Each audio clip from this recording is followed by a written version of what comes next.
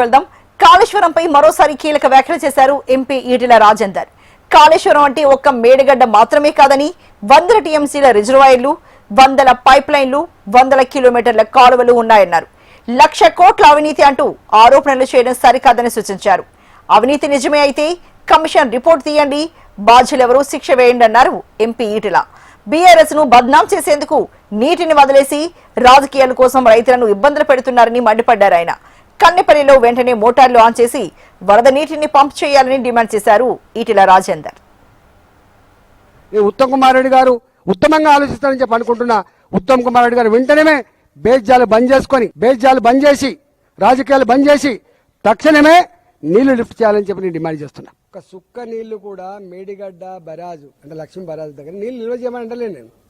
నదిలో సహజంగా ఏ ఫ్లో అయితే పోతుందో ఆ ఫ్లోలోకి వెళ్ళే నీళ్ళు వస్తాయి. ఇది లో లెవెల్ కాబట్టి కన్నెపల్లి పంప్ అవుతుంది కాబట్టి కాలువ తవ్వకపోయినా కట్ట వేయకపోయినా సహజంగానే పంపులు మునుగుతున్నాయి కాబట్టి అంటున్నాం మేము. బట్టి ఆర్గ్యుమెంట్ ఎట్లా పెడతామండి నువ్వు? ఏం ఆర్గ్యుమెంట్ మీది? ప్రజలకు తెలివి ఉందనే ఆలోచించాలి కదా మీరు. భారతీయ జనతా పార్టీ మొట్టమొదటి ఫిలాసఫీ దేశం ఫస్ట్, నెక్స్ట్ పార్టీ, తర్వాత వ్యక్తి. నేను తెలంగాణ మట్టి బిడ్డను కాబట్టి ఫస్ట్ నాకు తెలంగాణ, తర్వాత నా పార్టీ, తర్వాత నేను అంటున్నాను. దమ్ముంటే దాని మీద కమిషన్ వేసినా కదా, బయటికి తీసి ఎంక్వైరీ చేయి, దోషులు కూడా శిక్షించు నేను అంటున్నా. మొత్తం కాళేశ్వరం ప్రాజెక్ట్ అంటే రెండు, ఒక లక్ష్మీ బరాజ్ కాదు కదా. లక్ష్మీ బరాజ్ ఉన్నది, అన్నారం ఉన్నది, సుందిల్ల ఉన్నది, మిడిమానేన్ ఉన్నది, ఒక అనంత సాగర్ ఉన్నది, ఒక రంగనాయక సాగర్ ఉన్నది, ఆ పైన మల్లన్న సాగర్ ఉన్నది, ఆ పైన కొండపోచమ్మ సాగర్ ఉన్నది, అక్కడి నుంచి బస్వాపురం ఉన్నది. గిన్నున్నాయి బాబు, 100 కిలోమీటర్ల కాలువలు ఉన్నాయి. ఏమర్థం చేసుకుంటారు మీరు? 1,00,000 కోట్లు ఖర్చు పెడితే 1,00,000 కోట్లు తిన్నానని చెప్పి వాళ్ళు అనగానే నేను అవును నిజమే తిన్నానని మాట్లాడాను. నేను ఏమన్నా జ్ఞానం ఉందా?